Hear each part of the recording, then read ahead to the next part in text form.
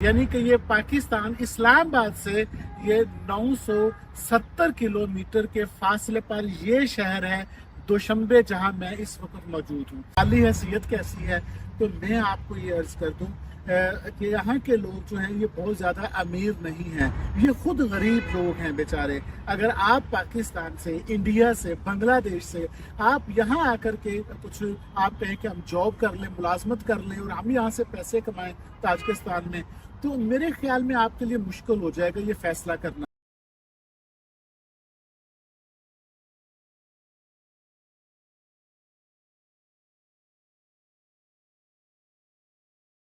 ज़बीउल लगन मैं इस वक्त ताजिकिस्तान के दारुल हुकूमत दोशंबे के अंदर मौजूद हूँ।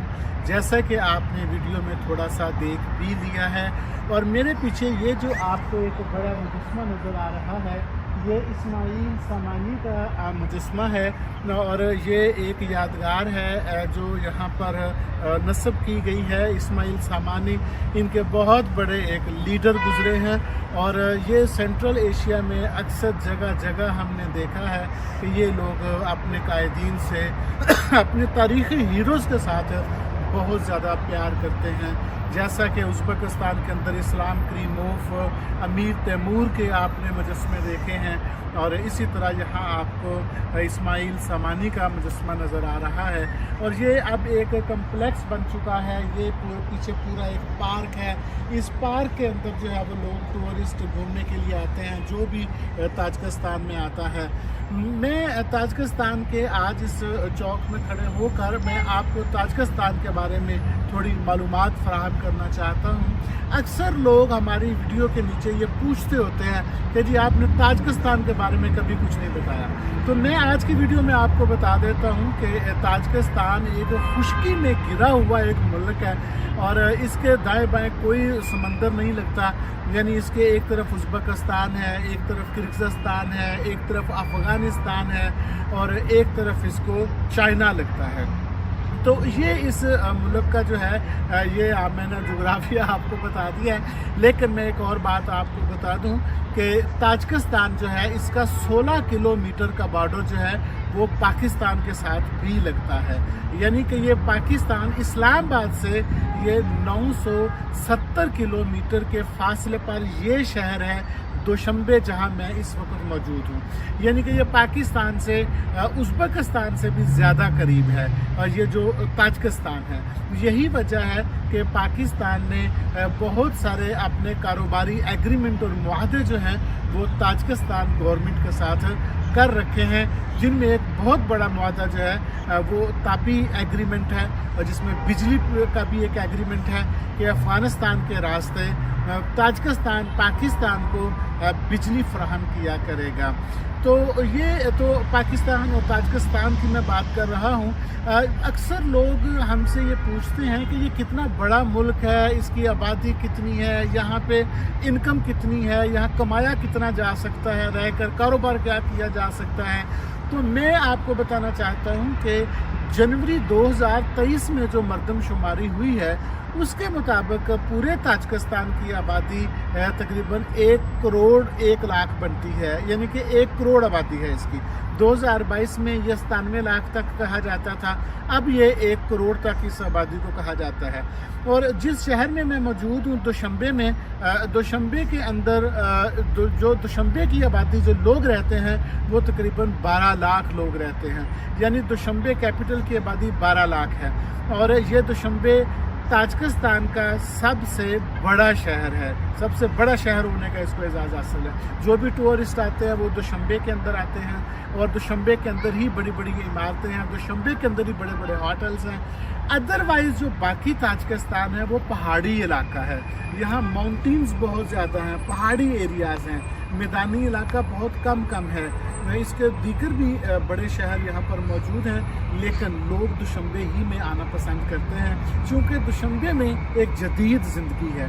जैसे ये ताशकंद जैसी तो नहीं कहा जा सकता, अलमाती जैसी तो नहीं कहा जा सकता, लेकिन फिर भी ये बशकीक जो किर्गिज़स्तान का कैपिटल है जैसे, और उसके बराबर है।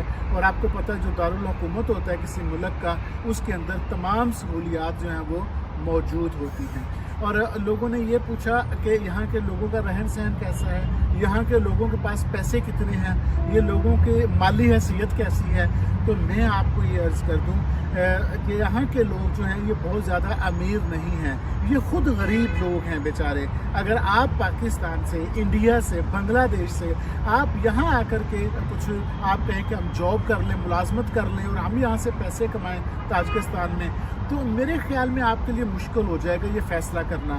क्योंकि मैं आपको बता देता हूँ कि यहाँ की 1 करोड़ सिर्फ आबादी हो जिस मुल्क की, और इस मुल्क के अंदर जो है एवरेज जो एक दिन एक मज़दूर की दिहाड़ी बनती है वो $7 बनती है।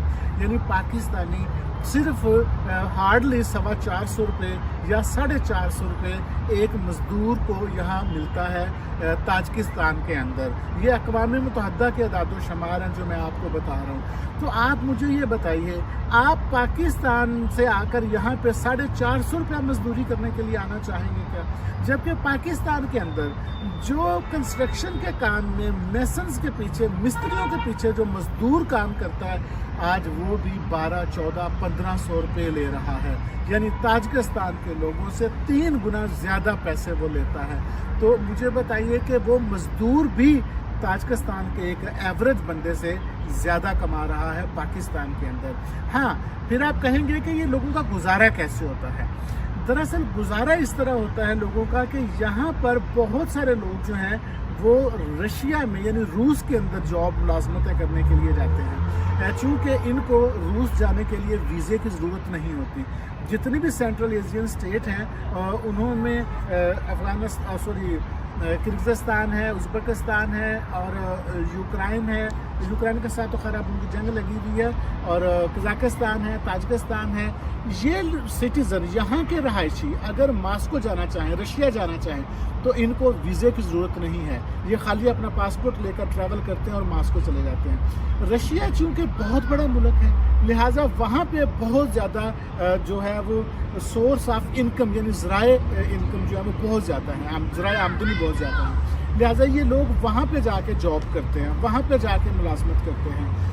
मेरे ख्याल में यहाँ पे कोई घर ऐसा नहीं होगा, दुशंबे से हट के मैं बात कर रहा हूँ, जिसका कोई एक फ़र्द जो है वो मॉस्को के अंदर काम ना करता हो या मजदूरी ना करता हो। ये वहाँ से मजदूरी करते हैं, वहाँ से पैसे कमाते हैं और ताजिकिस्तान में पैसे अपने वालिदैन को भेजते हैं। सिर्फ पिछले साल 2022 के अंदर $10 बिलियन जो है वो उन ताजिकी लोगों ने भेजा है जो रूस में मजदूरी कर रहे हैं। यानी कि वहाँ से जो अपने मुल्क में पैसे भेजे हैं इन मजदूरों ने, ताजिकी मजदूरों ने, वो $10 बिलियन की अमाउंट बनती है। तो ये इतना ज़्यादा इनको जो है वो बाहर से अर्निंग होती है।